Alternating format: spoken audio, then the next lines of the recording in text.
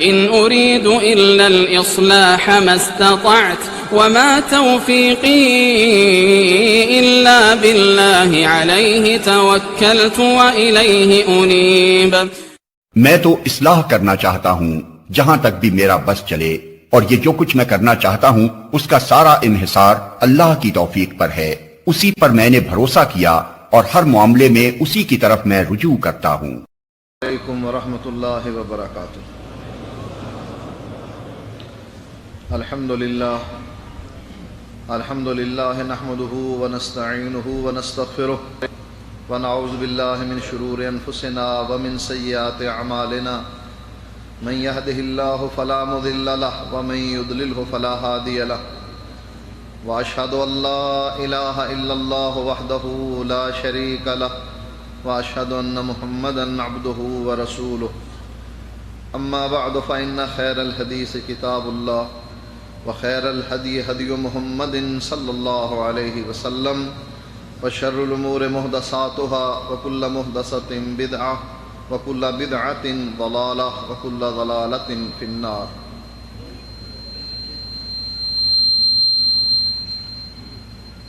اعوذ باللہ من الشیطان الرجیم، بسم اللہ الرحمن الرحیم۔ قل ان کنتم تحبون اللہ فاتبعونی یحببکم اللہ۔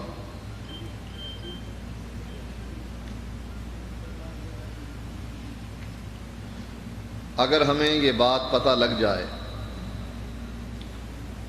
کہ یہ فلاں چیز خریدنے کے بعد خریداروں کے درمیان قرعہ اندازی ہوگی اور جو کامیاب ہوگا اس کو انعام کے طور پر ایک کار دی جائے گی، ہر آدمی کوشش کرے گا کہ وہ چیز خریدے، اس لیے کہ بدلے میں کار مل رہی ہے، چیز تو استعمال ہو جائے گی لیکن کار انعام کے طور پر مل جائے گی، لہٰذا ہر آدمی کی کوشش یہ ہوتی ہے کہ کسی نہ کسی طریقے سے اس میں حصہ لیا جائے۔ ایسے ہی اللہ تعالیٰ نے بھی ایک انعام رکھا ہے کہ 73 فرقے ہیں اور ایک فرقے کو جنت ملنے والی ہے، کلہم فی النار، کوئی بھی جنت میں نہیں جائے گا الا ملۃ واحدہ، صرف ایک جماعت جنت میں جائے گی، انعام کے طور پر اس کو جنت ملے گی۔ کیا ہم کوشش کرتے ہیں کہ ہم اس جماعت کو تلاش کریں کہ وہ جماعت کون سی ہے؟ صحابہ اکرام رضوان اللہ علیہم اجمعین اس کی کوشش کیا کرتے تھے۔ جب اللہ کے نبی یہ حدیث بتلا رہے ہیں کہ یہودیوں کے 71 بنے 70 جہنمی، عیسائیوں کے 72 بنے 71 جہنمی، میری امت کے 73 ہوں گے 72 جہنمی، ایک جنتی، صحابہ فوراً پوچھتے ہیں من ہم یا رسول اللہ، اے اللہ کے رسول وہ کون ہیں جو جنت میں جائیں گے؟ مقصد یہ تھا کہ ہم بھی اس میں شامل ہو جائیں۔ نبی اکرم صلی اللہ علیہ وآلہ وسلم نے اس کی نشانی بتلا دی، ما انا علیہ و اصحابی، جس پر آج میں اور میرے صحابہ ہیں وہ جماعت جنت کو جانے والی۔ دعویٰ تو ہر ایک کا ہے کہ ہم جنتی ہیں، ہم ہی وہی ناجی جماعت ہیں، جماعت حقہ ہیں، لیکن دلیل کسی کے پاس نہیں۔ دلیل صرف اور صرف اہل حدیث کے پاس ہے۔ ہماری دعوت کیا ہے؟ اللہ اور اس کے رسول کی۔ کیا اللہ کے بارے میں کسی کو شک ہے اس مجمع میں کہ اللہ حق پر نہیں؟ اللہ خالق و مالک نہیں؟ اللہ صراط مستقیم پر نہیں؟ کیا کسی کو شک ہے؟ مکے کے مشرکوں کو بھی یہ شک نہ تھا۔ جس شخصیت کی ہم دعوت دیتے ہیں اس کے بارے میں مکے کے مشرکوں کو بھی یہ شک نہ تھا کہ اللہ خالق نہیں، مالک نہیں، رازق نہیں، ہواؤں کو بھیجنے والا، اس سے پانی برسانے والا، مردہ زمین کو زندہ کر کے انگوری اگانے والا نہیں، کوئی بھی یہ نہیں کہتا تھا۔ بلکہ آج کل کے مسلمانوں سے ان کا عقیدہ بہتر تھا۔ آج کل کے مسلمان جب مشکل میں پھنستے ہیں تو زبان سے کیا کہتے ہیں؟ اے مولا علی، اے مشکل کشا، میری کشتی پار لگا دینا۔ اور اس وقت مشرک، مکے کے مشرک جب بھنور میں پھنستے تھے، موجیں ان کو گھیر لیتی تھیں، دعوا اللہ مخلصین لہ الدین، کہا کرتے تھے نہ لات کام آئے گا، نہ منات، نہ حبل کام آئے گا، نہ عزا۔ کہنے کو تو ابو سفیان نے کہا تھا لنا عزا ولا عزا لکم، اور اللہ کے نبی نے حضرت عمر سے کہا تھا ان کو جواب دو لنا مولا ولا مولا لکم۔ لیکن یہ عزا بھی موجوں میں گھرے ہوئے انسان، جب وہ کشتی ان کی موجوں میں گھر جاتی تھی بھول جایا کرتے تھے، کہا کرتے تھے اب عزا بھی کام نہیں آئے گا، اب لات بھی کام نہیں آئے گا، منات بھی کام نہیں آئے گا، کام آنے والا صرف ایک اللہ۔ یعنی وہ شخصیت، وہ ذات جس کی بات ماننے کے لیے، جس کی اطاعت کرنے کے لیے ہم آپ سے کہتے ہیں، وہ ایسی ذات ہے کہ جس پر سب کا اتفاق ہے۔ کیا یہودی اللہ کو نہیں مانتے؟ کیا عیسائی اللہ کو نہیں مانتے؟ کیا ہندو اللہ تعالیٰ کو نہیں مانتے؟ جتنے بھی، چاہے وہ مذاہب باطلہ ہیں، چاہے وہ مذاہب حقہ ہیں، وہ سب کے سب اللہ کی ذات پر متفق ہیں کہ اللہ تعالیٰ ہے، خالق اور مالک، رازق ہے۔ فرق صرف اتنا ہے کہ مکے کے مشرک بھی یہ کہا کرتے تھے اللہ بھی ہے، وہ بھی مشکل کشا ہے، یہ ہمارے داتا بھی مشکل کشا ہے۔ ابو جہل کیا کہا کرتا تھا طواف کرتے ہوئے؟ لبیک اللہم لبیک لا شریک لک لبیک، اللہ میں حاضر ہوں، میں حاضر ہوں، تیرا کوئی شریک نہیں۔ اللہ کے نبی جب سنتے تو فرماتے قط قط، بس کرو بس کرو، یہیں پر رک جاؤ۔ لیکن وہ بدبخت ہمارے مسلمانوں کی طرح کہتا اللہ تیرا کوئی شریک نہیں، لیکن ایسے شریک ہیں جن کو تو نے عطا کیا ہے، ان کے پاس اپنا تو کچھ نہیں ہے، تو نے ان کو دے رکھا ہے، تو نے اپنی صفتیں بانٹ دی ہیں۔ کوئی دولے شاہ اولاد دے رہا ہے، علی حجویری داتا بنا ہوا ہے، کوئی بیٹا دیتا ہے، کوئی رزق میں فراغی دیتا ہے، اس طریقے سے مختلف ہم لوگوں نے بھی بنا رکھے ہیں، ان لوگوں نے بھی بنائے تھے، لیکن اللہ کے بارے میں ان میں کوئی اختلاف نہیں تھا کہ اللہ خالق اور مالک نہیں ہے۔ ایسی ہی دوسری شخصیت جن کی طرف ہم دعوت دیتے ہیں وہ کون ہیں؟ محمد الرسول اللہ۔ اس مجمع میں یا مجمع سے باہر کوئی شخص ایسا ہے جو یہ کہے کہ ہم اللہ کے نبی کو نہیں مانتے؟ ہم مرزائیوں کو کافر کہتے ہیں، کیوں؟ کیا مرزائی اللہ کے نبی کو نہیں مانتے؟ محمد الرسول اللہ کو نہیں مانتے؟ مرزائی چھوٹا ہو یا بڑا، عالم ہو یا جاہل، ان میں سے کسی کا یہ عقیدہ نہیں کہ میں محمد الرسول اللہ کو نہیں مانتا۔ ہم انہیں کافر کس لیے کہتے ہیں؟ اس لیے وہ کہتے ہیں ٹھیک ہے یہ اللہ کے نبی ہیں، آخری نبی ہیں، لیکن ہمارا نبی آیا ہے، ذلی آیا ہے، ان کے ماتحت آیا ہے، ان کی شریعت کو لے کر پھیلانے کے لیے آیا ہے، نئی شریعت نہیں لے کر آیا۔ جتنے بھی فرق ہیں سب کے سب محمد الرسول اللہ صلی اللہ علیہ وآلہ وسلم کی ذات پر متفق ہیں۔ اچھا، جیسے ہم دو ہستیاں پیش کرتے ہیں، اللہ اور اس کا نبی، اس میں کوئی اختلاف نہیں کسی کا بھی، کیا قرآن میں اختلاف ہے؟ کوئی کہتا ہے میں قرآن کو نہیں مانتا؟ ایک فرقہ ہے جو یہ کہتا ہے کہ 40 پارے تھے، 10 ابو بکر کی بکری کھا گئی۔ لیکن وہ 30 کو تو مانتے ہیں نا، 10 اور اضافہ کر کے کہتے ہیں کہ 40 بنا کر دو، اس کا مطلب ہے یہ 40 کو مانتے ہیں، 30 40 کے اندر شامل ہے۔ تمام مسلمانوں کا، فرقہ باطلہ کا بھی اس بات پر اتفاق ہے، ذالک الکتاب لا ریب فیہ، یہ وہ کتاب ہے جس میں کوئی شک نہیں۔ حدیث کے بارے میں بھی نبی اکرم صلی اللہ علیہ وآلہ وسلم کی زبان سے نکلی ہوئی بات حق ہے، سچ ہے۔ کیا کوئی مسلمان اس کا انکاری ہے؟ یہ علیحدہ مسئلہ ہے کہ وہ حدیث کو چھوڑ کر اپنے امام کی بات کو ترجیح دیتا ہے، لیکن کوئی یہ کہنے کی جرت نہیں کرتا کہ میں اللہ کے نبی کی حدیث کو نہیں مانتا، یہ جھوٹی ہے۔ مکے کے مشرک بھی اللہ کے نبی کی بات کو سچا جانتے تھے، کیا کہتے تھے اللہ کے نبی کو؟ صادق ہے، امین ہے۔ کون کہہ رہا ہے؟ جانی دشمن بھی کہہ رہا ہے کہ اس کی بات سچی ہے۔ ومن اصدق من اللہ قیلا، اللہ کی بات بھی سچی ہے، اس کی بات بھی سچی ہے۔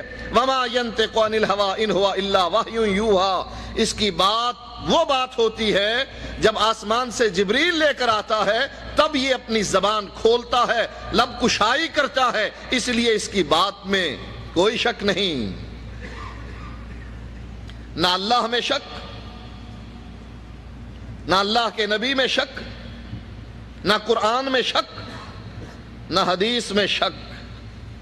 اس کا معنی یہ ہوا کہ یہ مسلک، یہ جماعت شک سے پاک ہے۔ اب آئیے اس کے مقابلے میں دوسرے مسالک اور دوسرے فرق کو دیکھتے ہیں۔ حنفی کس کی دعوت دیتے ہیں؟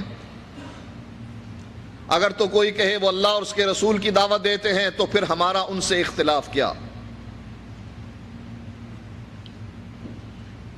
اور اگر یہ کہا جائے جو بات سچی ہے کہ یہ امام ابو حنیفہ رحمۃ اللہ علیہ کی دعوت دیتے ہیں، اچھا امام ابو حنیفہ رحمۃ اللہ علیہ، ان کے بارے میں قرآن مجید میں کہیں آیا ہے کہ اللہ تعالیٰ نے ان کو امام مقرر کیا ہے؟ ہمارے ہادی، ہمارے مرشد، ہمارے رہنما کے بارے میں تو آیا ہے، ان کنتم تحبون اللہ فاتبعونی یحببکم اللہ، اگر اللہ سے محبت کرنا چاہتے ہو مجھ محمد کی پیروی کرو، اتباع کرو، اللہ تم سے خود بخود محبت کرنے لگ جائے گا۔ وَيَغْفِرْ لَكُمْ ذُنُوبَكُمْ، اللہ تمہارے گناہوں کو بخش دے گا۔ کیا ایسی ہی کوئی آیت امام ابو حنیفہ رحمۃ اللہ علیہ کے بارے میں ہے؟ کوئی اگر بتا دے 1000 ریال انعام دیتا ہوں۔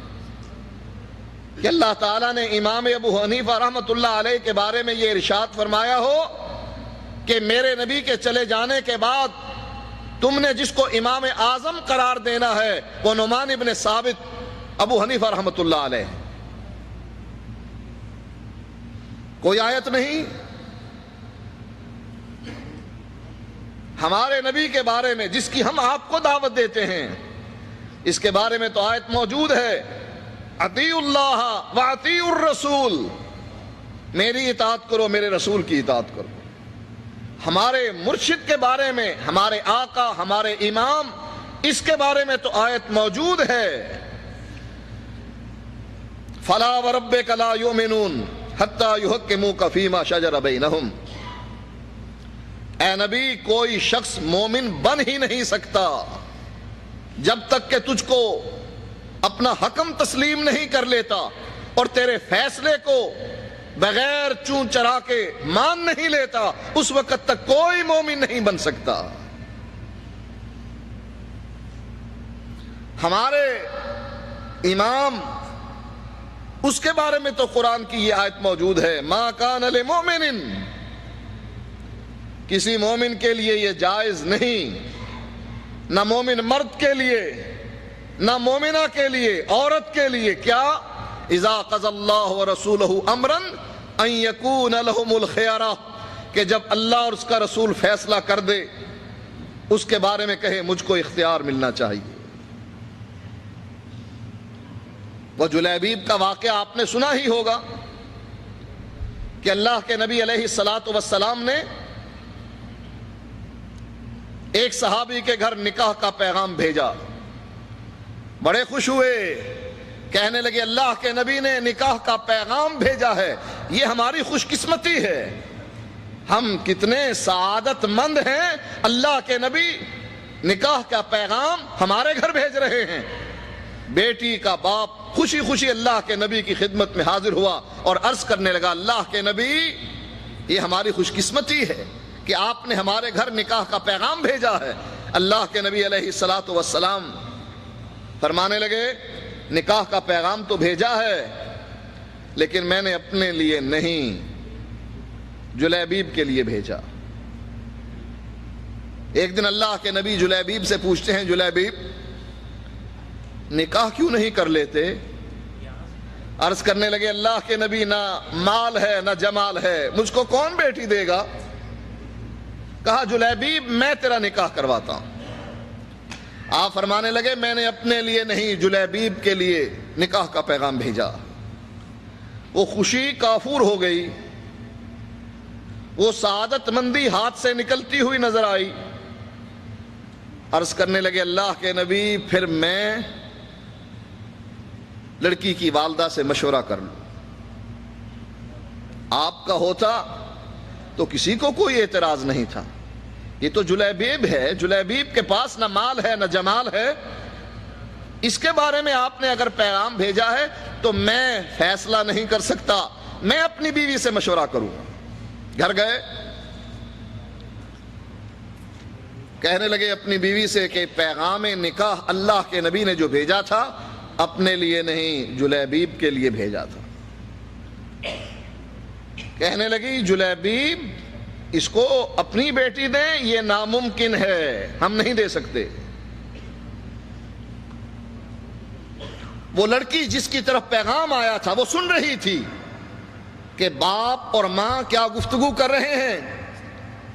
باہر آئی, ماں نے جواب دے دیا, باپ بھی مجبور ہو گیا کہ اس نکاح کے پیغام کو رد کر دیا جائے جو جلیبیب کے لیے آیا ہے. باہر آ کر کہنے لگی تم جلیبیب کو نہ دیکھو, تم دیکھو کہ پیغام بھیجنے والا کون ہے, اس لیے اس کو انکاری کرنا, اس کی بات نہ ماننا, اس کے پیغام کو رد کر دینا یہ ممکن نہیں. اپنے ماں باپ سے کہنے لگی میں حاضر ہوں جلیبیب کے لیے. قرآن کی آیت اسی بارے میں اتری کہ جب اللہ کے نبی فیصلہ کر دیں مومن مرد اور عورت کے لیے جائز نہیں پھر وہ اپنا اختیار استعمال کرے. کیا ایسی ہی آیت امام ابو حنیفہ رحمۃ اللہ علیہ کے بارے میں اتری ہے؟ آپ ان کو امام اعظم بنا کر اللہ کے نبی کی اتباع چھوڑتے ہو, کیا یہ امام اعظم تھے؟ چلے نبی کے بعد اگر کسی کو بنانا تھا تو کیا یہی امام اعظم تھے؟ ابو بکر صدیق امام اعظم نہ تھے؟ کون تھے صدیق اکبر؟ اور ان کی امامت کے بارے میں کس نے حکم دیا تھا؟ نبی اکرم صلی اللہ علیہ وآلہ وسلم ایک دن ایک قبیلے کے درمیان جھگڑا تھا, فیصلہ کرنے کے لیے تشریف لے گئے, وہیں پر لیٹ ہو گئے, نماز کا وقت داخل ہو گیا. بلال آئے اور آ کر کہنے لگے ابو بکر صدیق سے ابو بکر آذان کہوں تم جماعت کروا دو گے؟ کہنے لگے اگر تم چاہتے ہو تو کروا دوں گا. آذان کہی, تکبیر کہی, ابو بکر مصلی پر چڑھ گئے. اور جب ابو بکر صدیق رضی اللہ تعالی عنہ نماز پڑھتے یا پڑھاتے تھے پھر کسی طرف نہیں دیکھتے تھے. یہ ہم ہیں کہ نماز ہاتھ بعد میں باندھتے ہیں, وسوسے پہلے آنے لگ جاتے ہیں, حساب و کتاب کرتے ہیں. لوگوں نے ہاتھ پر ہاتھ مارنے شروع کر دیے.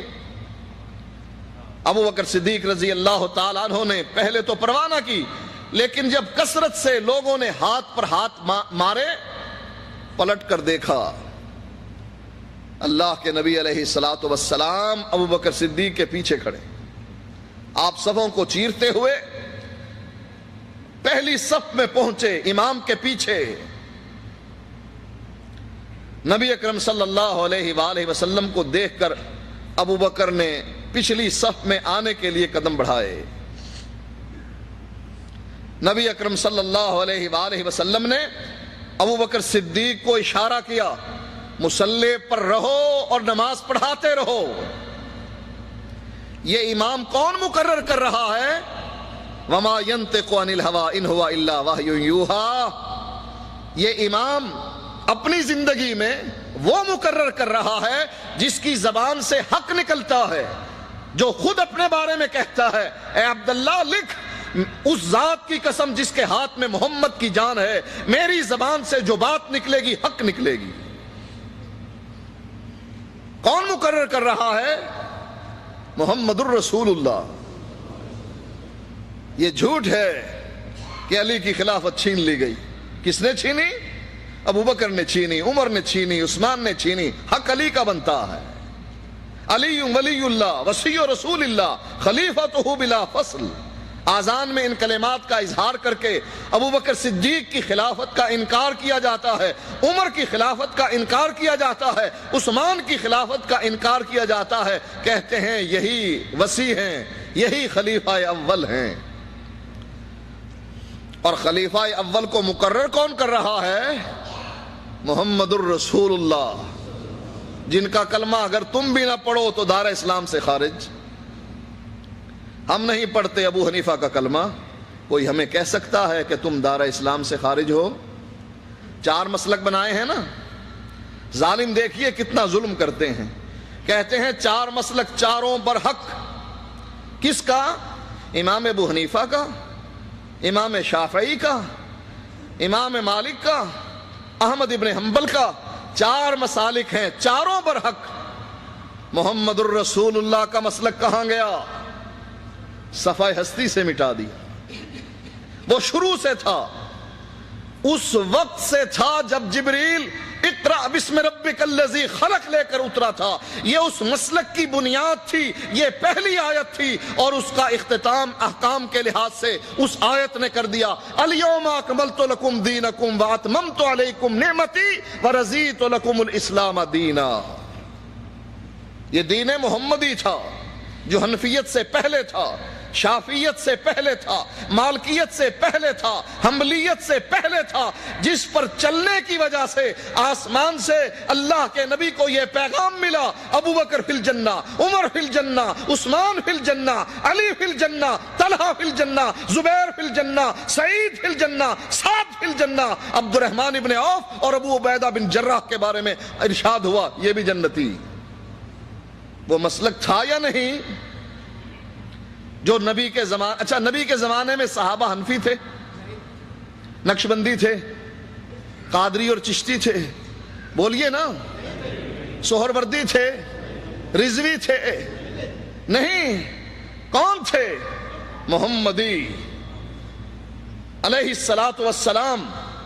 حضرت معاویہ رضی اللہ تعالیٰ عنہ حضرت عبداللہ ابن عباس سے سوال کرتے ہیں، علوی ہو یا عثمانی ہو؟ علوی ایک نسبت تھی حضرت علی کی طرف کہ جو حضرت علی سے محبت کرنے والے ہیں وہ حضرت علی کی طرف منسوب ہو کر علوی کہلواتے، اور جو حضرت عثمان سے محبت کرنے والے ہیں وہ عثمانی کہلواتے۔ الیکشن ہوا تھا حضرت علی اور حضرت عثمان رضی اللہ تعالی عنہما کے درمیان۔ بعض لوگوں نے جو حضرت علی سے محبت کرتے تھے حضرت علی کو ووٹ دیے، اور اکثریت نے حضرت عثمان کو ووٹ دیے، کیونکہ یہ اکثریت حضرت عثمان سے محبت کرتی تھی اور سمجھتی تھی کہ خلیفہ برحق حضرت عمر کے بعد جن کو خلافت ملنی چاہیے وہ یہی ہیں حضرت عثمان۔ اسی نسبت سے بعض علوی بن گئے، بعض عثمانی بن گئے۔ حضرت معاویہ پوچھتے ہیں عبداللہ ابن عباس سے، نبی کے چچا کے بیٹے سے، علوی ہو یا عثمانی؟ فرمانے لگے، معاویہ نہ میں علوی ہوں نہ میں عثمانی ہوں، میں کیا ہوں؟ میں محمدی ہوں، محمد صلی اللہ علیہ وسلم کو ماننے والا۔ یہ مسلک موجود تھا یا نہیں؟ بولیے، یہ مسلک موجود تھا یا نہیں؟ جس مسلک پر چلنے والے نے حضرت عمر کے فتوے کو رد کر دیا تھا، کیا کہا؟ ابو کا یمنا و انت تتمتع، تیرا باپ تو حج تمتع سے منع کرتا تھا اور تم حج تمتع کرتے ہو۔ کیا کہا تھا عبداللہ ابن عمر نے؟ بخاری کی روایت ہے، امر ابی یتبع امر رسول اللہ صلی اللہ علیہ وسلم، مجھے بتاؤ میرے باپ کی بات چلے گی یا محمد الرسول اللہ کی چلے گی؟ اس کا معنی یہ ہے کہ صحابہ کے زمانے میں یہ مسلک موجود تھا، تابعین کے زمانے میں یہ مسلک موجود تھا۔ جب حضرت عبداللہ ابن عباس ایک مسئلہ بیان کرتے ہیں، جواب میں کہنے والا کہتا ہے ابو بکر نے یوں فرمایا، عمر نے یوں فرمایا، تو عبداللہ ابن عباس فرماتے ہیں مجھے ڈر ہے کہ کہیں یہ کہنے پر کہ میں نبی کی حدیث پیش کرتا ہوں اور تم ابو بکر اور عمر کا قول پیش کرتے ہو، مجھے ڈر ہے کہ یہ کہنے کی وجہ سے تم پر آسمان سے پتھروں کی بارش نازل نہ ہو۔ صحابہ تابعین کے زمانے میں یہ مسلک موجود تھا جس کا نام محمدی مسلک تھا۔ مٹا دیا نا؟ کہا چار ہیں، چاروں برحق، پانچواں کہاں گیا؟ محمدی مسلک۔ کہا نہیں، حرم میں چار مصلے بچھائے گئے تھے نا، کہ یہ حنفیوں کا، شافیوں کا، مالکیوں کا، حنبلیوں کا چار مصلے بچھائے گئے، پانچواں کہاں گیا؟ کہا نہیں، اس کو مٹا دو صفحہ ہستی سے۔ تم اس کو مٹانا چاہتے ہو، اور رب فرماتا ہے وَرَفَعْنَا لَكَ ذِكْرَكَ، ہم تیرے ذکر کو بلند کرتے رہیں گے۔ جہاں اشہد اللہ الہ الا اللہ آئے گا وہاں اشہد ان محمد رسول اللہ بھی آئے گا۔ دنیا مٹانا چاہے یہ مسلک مٹ نہیں سکتا۔ اللہ کے نبی فرماتے ہیں لا تزال طائفۃ من امتی، میری امت میں سے ایک گروہ ہمیشہ حق پر رہے گا۔ نبی کے زمانے میں بھی، صحابہ اور تابعین کے زمانے میں بھی، تبع تابعین کے زمانے میں بھی، ائمہ دین، مفسرین، محدثین کے زمانے میں بھی ایک گروہ ہمیشہ حق پر رہے گا۔ یہ حدیث ہے جس پر محدثین فرماتے ہیں، امام بخاری فرماتے ہیں، یزید ابن ہارون فرماتے ہیں، علی ابن مدینی فرماتے ہیں، دیگر محدثین جس کے اقوال کو خطیب بغدادی نے فضائل اہل حدیث کے نام پر جمع کیا ہے۔ کیا فرماتے ہیں کہ اس سے مراد، بلکہ احمد ابن حنبل نے فرمایا اگر اس سے مراد اہل حدیث نہیں تو مجھے کوئی علم نہیں کہ اس سے کون مراد ہے۔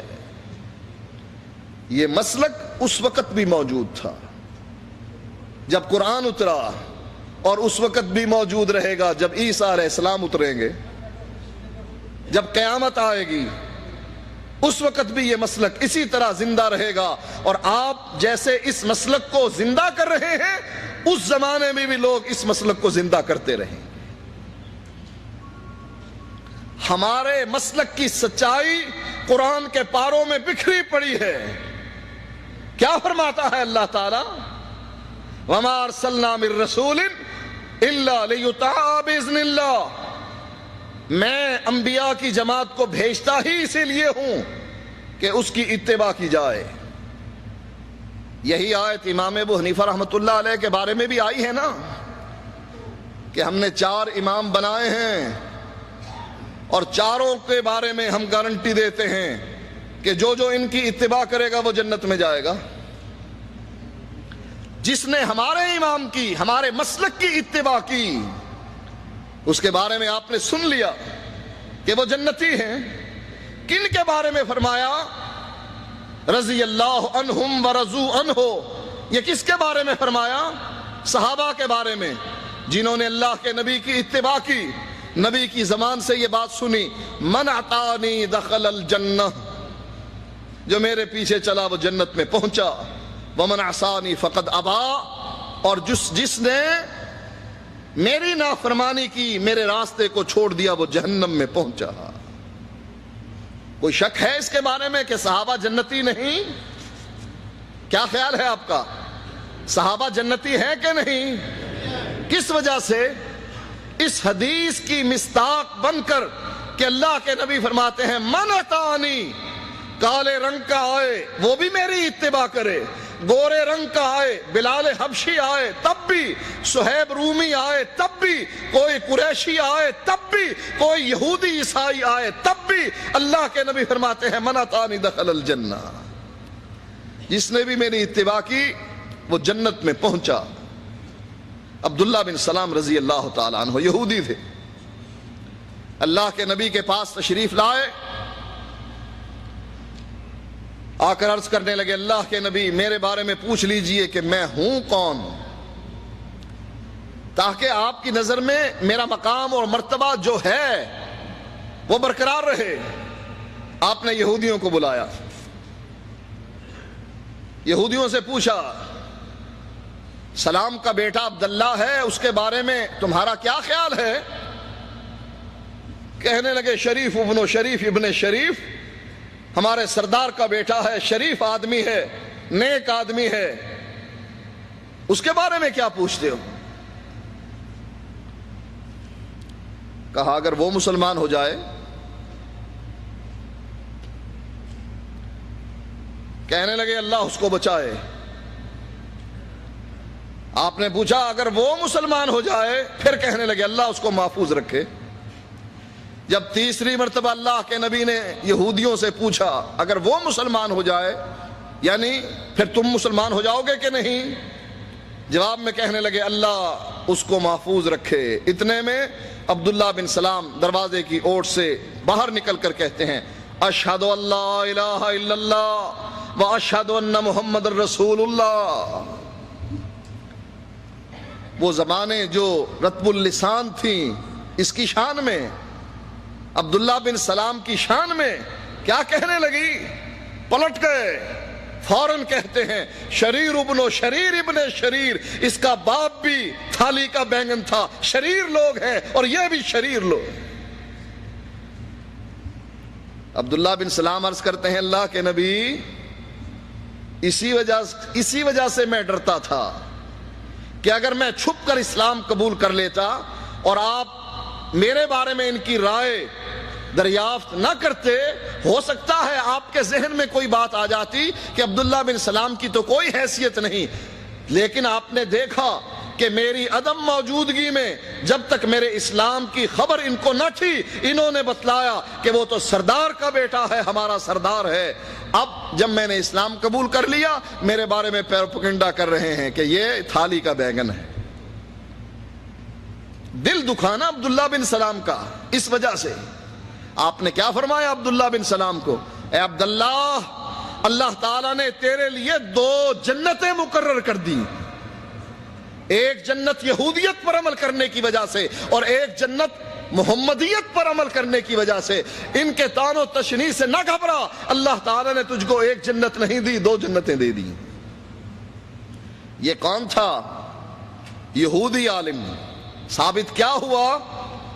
آپ نے فرمایا تھا نا جس نے میری اتباع کی، جس نے میری اطاعت کی وہ جنت میں پہنچا۔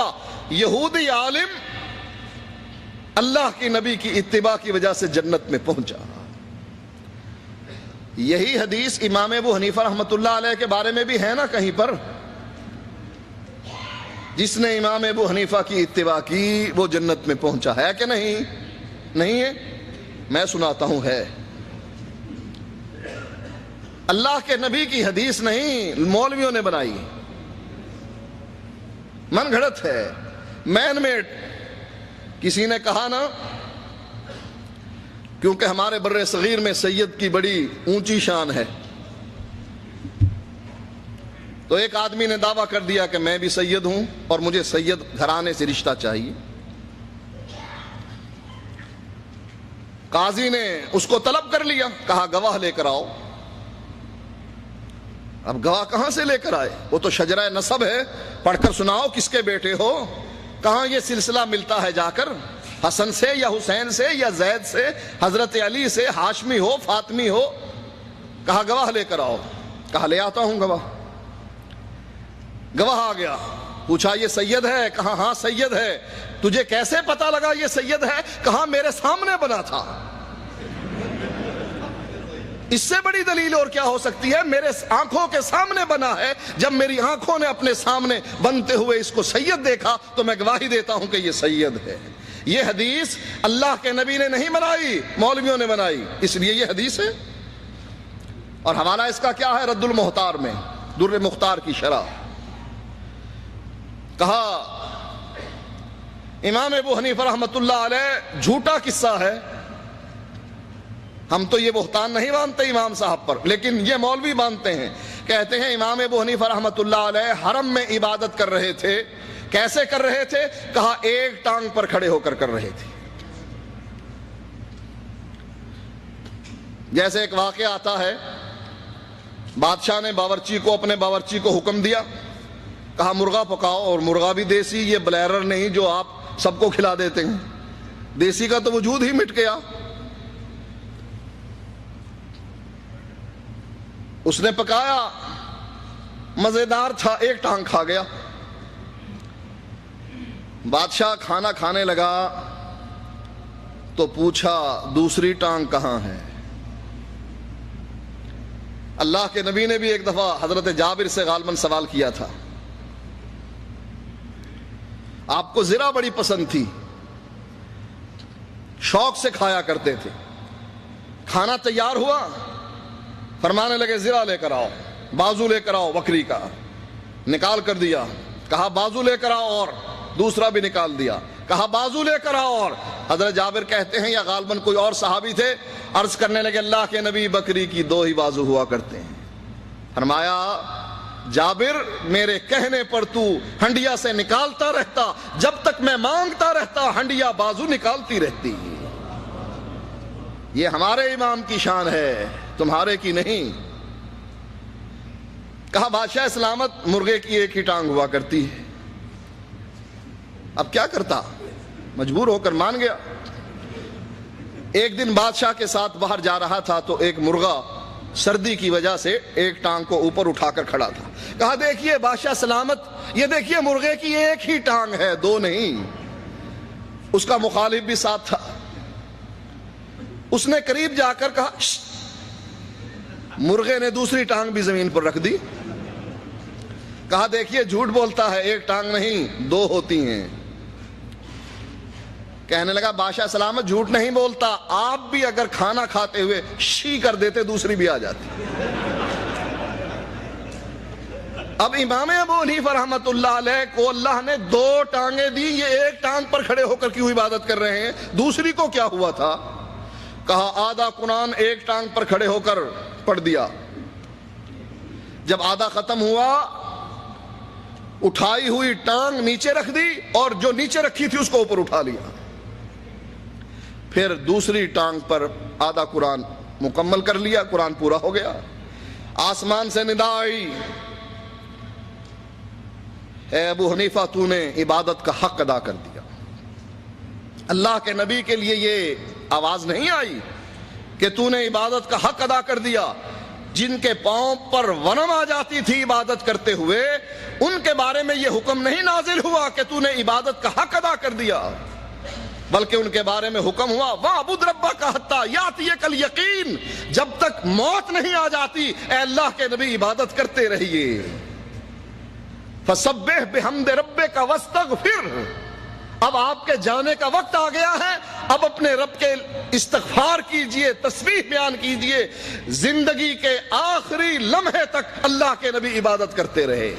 اور یہ امام ابو حنیفہ ہیں، امام اعظم، کہ ان کے لیے ان کی زندگی کے دوران ہی حکم آ گیا تو نے عبادت کا حق ادا کر دیا، تو اب کیا ملے گا تجھ کو؟ کہا میں نے تجھ کو بھی بخشا اور تیرے سارے ماننے والے مقلدین کو بخش کر جنت میں بھیج دیا۔ یہ حدیث گھڑ کر رد المختار میں بیان کر دی۔ کس پر الزام لگایا؟ اللہ کے نبی پر نہیں، اللہ تعالیٰ پر، کہ اللہ تعالیٰ نے امام ابو حنیفہ کے مقلدین کو بھی بخشا، ان کو بھی بخشا۔ یہ ایک ہی ہستی تھی جس کے بارے میں اللہ تعالیٰ نے یہ بات بتلا دی تھی کہ میں نے تیرے گناہوں کو ان کے صادر ہونے سے پہلے تیری لغزشوں کو تیری کوتاہیوں کو وہ صادر پہلے نہیں ہوئے، بعد میں ہوں گے، میں نے تیرے گناہ کو بخش دیا۔ اسی لیے حضرت عائشہ کہا کرتی تھی، اے اللہ کے نبی، آپ کے تو اگلے پچھلے سارے گناہ اللہ نے معاف کر دیے، پھر کیوں اتنی عبادت کرتے ہو، کیوں زور لگاتے ہو؟ یہ نبی اکرم صلی اللہ علیہ وآلہ وسلم تھے جن کے بارے میں اللہ کے نبی علیہ الصلاۃ والسلام احادیث اور قرآن بھرے پڑے ہیں کہ جس نے بھی اس کی اتباع کی، چاہے وہ یہودی ہوا، وہ جنت میں پہنچا۔ ایک حدیث بیان کر کے اپنی بات کو ختم کرنا چاہتا ہوں کیونکہ وقت 2:30 بج چکے ہیں۔ اللہ کے نبی علیہ الصلاۃ والسلام کو خبر ہوئی ایک یہودی غلام جو آپ کی خدمت کیا کرتا تھا وہ مرنے کے قریب ہے۔ آپ اس یہودی کے گھر بھی پہنچے جو جانی دشمن تھے آپ کے۔ اسی دستی کا گوشت جو آپ کو زیادہ پسند تھا، یہودی عورت نے اسی دستی میں اور زیادہ زہر ملا دیا تھا۔ آپ نے پوچھا کیوں، یہ کام تو نے کیوں کیا؟ کہا اس لیے کیا تجھ سے ہماری جان چھوٹ جائے۔ اس دشمن کے گھر بھی پہنچے کہ جن میں سے ان کے سردار کا ایک قول موجود ہے، ہوئی بن اخطب۔ بھائی نے پوچھا گئے تھے؟ کہا کہاں گیا تھا؟ اللہ کے نبی مدینے تشریف لائے، یہ ملاقات کے لیے جا رہے ہیں کہ دیکھیں ہماری کتاب میں جس کی نشانیاں موجود ہیں کیا یہ واقعی وہی ہے، یہ دیکھنے کے لیے گئے۔ واپس شام کو آئے لیکن تھکے ہارے، جیسے کوئی آدمی اپنی قسمت ہار دیتا ہے ایسے ہی گھر تشریف لائے یہ سردار۔ بھائی نے پوچھا گئے تھے؟ کہا ہاں گیا تھا۔ کہا ملاقات ہوئی؟ ہوئی۔ اسے دیکھا؟ دیکھا۔ پھر کون ہے یہ؟ کیا یہ وہی ہے جس کی نشانیاں ہماری کتاب میں موجود ہیں؟ کہنے لگے ہاں یہ وہی ہے۔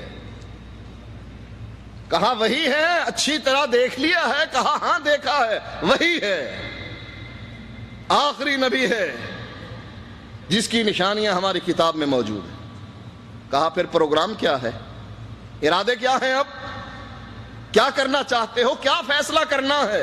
اس کی جماعت میں شامل ہونا ہے یا اب بھی علیحدہ رہنا ہے؟ وہ سچا نبی ہے، آخری نبی ہے، اس کی نشانیاں ہماری کتاب میں موجود ہیں، اب کیا فیصلہ ہے آپ کا؟ شامل ہوئیں گے، اس پر ایمان لائیں گے، کلمہ پڑھیں گے یا علیحدہ رہیں گے؟ جواب میں یہ سردار کہتا ہے جب تک زندہ رہوں گا اس کی مخالفت کرتا رہوں گا۔ ایسے جانی دشمن اس کے گھر بھی پہنچے۔ نوجوان بستر پر پڑا ہے، بخاری کی روایت ہے۔ اللہ کے نبی فرماتے ہیں اسلم، مسلمان ہو جاؤ۔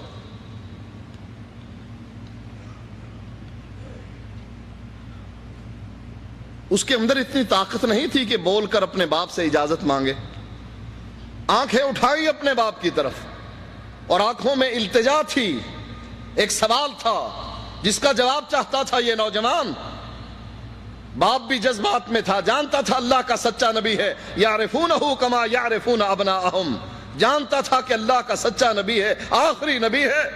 جذبات میں آ کر کہنے لگا تے ابو القاسم، ابو القاسم کی بات مان لو۔ یہودی بھی ہمارے امام کی اتباع کا درس دے رہا ہے بیٹے کو، اتے ابو القاسم، یہ نہیں کہا ابو حنیفہ کی مانو۔ ہم بھی تو آپ کو یہی کہتے ہیں نا کہ ابو القاسم کی مانو، اس کے علاوہ کسی کی بھی نہ مانو، اس کی مانو گے تو جنت ملے گی، اگر اس کی نہ مانو گے ساری دنیا کی بھی مان لو گے تب بھی جنت نہیں مل سکتی۔ بیٹے کو اجازت ملی، زبان اس کی حرکت میں آئی، کہنے لگا اشہد اللہ الہ الا اللہ واشہد ان محمد الرسول اللہ۔ زبان سے یہ کلمات ادا کرتا رہا اور اس کی روح پرواز کر گئی۔ نبی اکرم صلی اللہ علیہ وآلہ وسلم اس کے سرہانے سے اٹھے اور کیا کہنے لگے، اے میرے صحابہ، الحمدللہ الذی اخرجہ بی من النار، فانقذہ بی من النار، اے میرے صحابہ اللہ کا شکر ہے میری وجہ سے ایک اور جان جہنم کی آگ سے آزاد ہو گئی۔ کس کی اتباع میں جہنم کی آزادی ملی؟ محمد الرسول اللہ کی۔ کیا خیال ہے، کرو گے اتباع؟ ہاتھ بلند کر کے کہو جو اتباع کرے گا اللہ قبول فرمائے۔ اور یہ سن لو، اگر اتباع نہ کرو گے تو ایک دوسرا ٹھکانہ بھی ہے۔ جس طرح اس نوجوان کے سرہانے اللہ کے نبی کھڑے ہوئے، وہاں بیٹھے، ایسے ہی دروازے میں اللہ کے نبی چوکھٹ پر کھڑے ہیں، پورا کمرہ سرداروں سے بھرا ہوا ہے، آپ وہیں سے آواز لگاتے ہیں یا امی قل لا الہ الا اللہ۔ چچا اندر آنے کی لوگوں نے اجازت نہیں دی، جگہ نہیں ملی، آنے نہیں دیتے، اب تم زبان سے کہہ دو لا الہ الا اللہ۔ مکے کے مشرک ابو جہل، عتبہ، شیبہ، سارے بڑے بڑے سردار کہنے لگے اترغب عن ملت عبد المطلب، باپ دادا کا دین چھوڑ دو گے، مکھیاں مارنے لگ جاؤ گے، تم بھی آمین کہنے لگ جاؤ گے۔ اب باپ دادا کا دین نہیں چھوڑنا، دیکھنا ہماری ناک نہ کٹوا دینا۔ وہ مسلسل اس پر اثر ڈالتے رہے۔ اللہ کے نبی کو موقع مل گیا، اللہ کے نبی اس کی چارپائی تک پہنچ گئے اور اس کے سرہانے بیٹھ گئے اور فرمانے لگے یا عمّے قل لا الہ الا اللہ۔ کلمہ پڑھنا سب کے سامنے، اقرار باللسان، تصدیق بالقلب، وعمل بالجوارح، اقرار کرنا سر عام کہ میں اللہ کی وحدانیت کو مانتا ہوں، محمد الرسول اللہ کی رسالت کو مانتا ہوں۔ لیکن اللہ کے نبی نے رعایت دی اپنے چچا کو، کیا کہنے لگے یا عمّے قل لا الہ الا اللہ فی اذنی۔ چچا تیری ناک کٹتی ہے نا کہ ابو جہل سنے گا کہ نوجوان کے دین پر مرا ہے، باپ دادا کا دین چھوڑا ہے، تیری برادری تانے دے گی نا۔ چچا بلند آواز سے نہ کہہ، تیری مرضی، قل لا الہ الا اللہ فی اذنی، لا الہ الا اللہ کہہ لے، میرے کان میں چپکے سے کہہ دے۔ جو تو چپکے سے کہے گا نا، میں اپنے رب کے سامنے جا کر گواہی دوں گا میرے چچا نے بھی لا الہ الا اللہ کہا تھا، تجھے جنت لے کر دوں گا۔ رب سے جھگڑا کروں گا کہ جنت کی بنیاد لا الہ الا اللہ ہے، اور میرے چچا نے بھی، جب بلال جنت میں گیا، حمزہ جنت میں گیا، ابو بکر جنت میں گئے، تو میرے چچا کیوں نہیں جنت میں جائیں گے جب انہوں نے بھی لا الہ الا اللہ پڑھا ہے؟ کہہ لا الہ الا اللہ، میرے کان میں کہہ دے چپکے سے، تاکہ تیری ناک بھی نہ کٹے، عزت بھی بچے۔ کہنے لگا اخترت النار علی العار، میں جہنم کی آگ تو برداشت کر لوں گا لیکن برادری کی تانا زنی برداشت نہیں کر سکتا۔ ابو طالب کا بھی کیا عقیدہ تھا کہ جو نبی کی اتباع نہیں کرے گا کہاں جائے گا؟ جنت میں، ہے نا؟ جو نبی کی اتباع نہیں کرے گا وہ کہاں جائے گا؟ جہنم میں۔ پھر حنفی نماز کیوں پڑھتے ہو بھائی؟ حنفی نماز کیا محمدی نماز ہے یا دونوں علیحدہ علیحدہ ہیں؟ ایک تو ہیڈ کوارٹر پر ہاتھ باندھتے ہیں، دوسرے سینے پر۔ اب ان میں سے دونوں میں سے ایک صحیح ہے نا۔ ہیڈ کوارٹر پر ہاتھ باندھنے والے کو حنفی نماز کا کہا جاتا ہے، ٹائٹل دیا جاتا ہے کہ تم حنفی، تمہاری نماز حنفی، اور یہاں والے کو کہتے ہیں تم محمدی۔ تو کیا کہا ابو طالب نے؟ میں نے نبی کی مخالفت کی ہے، مجھے پتا ہے اللہ کا سچا نبی ہے، سارے ادیان میں سب سے سچا دین اسی کا ہے، لیکن برادری کی تان و تشنیع برداشت نہیں کر سکتا، اس کی میں نے اتباع نہیں کی، اس لیے میری قسمت میں جہنم ہے۔ میں نے آگ تو برداشت کر لی ہے لیکن میں برادری کے تانے برداشت نہیں کر سکتا۔ اموت علی دین عبد المطلب، میں اپنے باپ دادا کے دین پر مرتا ہوں۔ اب یہ اختیار آپ کے پاس ہے، ابو بکر کے گروہ میں آنا چاہتے ہو یا ابو طالب کے؟ بولو، ابو بکر صدیق کے؟ نماز محمدی پڑھو گے؟ روزہ محمدی رکھو گے؟ حج کا طریقہ محمدی ہوگا؟ زکوٰۃ کا طریقہ محمدی ہوگا؟ نکاح اور طلاق کا طریقہ محمدی ہوگا، معیشت اور معاشرت محمدی ہوگی، سیاست محمدی ہوگی، پھر یاد رکھو اگر اللہ نے آپ نے اللہ سے یہ وعدہ کر لیا ہے تو اللہ کے نبی کی بات پوری ہو کر رہنے والی ہے۔ من اطاعنی دخل الجنہ، جو میرے پیچھے چلے گا وہ جنت میں جائے گا، ومن عصانی فقد ابا، اور جس نے میری نافرمانی کی وہ جہنم میں جائے گا۔ وآخر دعوانا الحمدللہ رب العالمین۔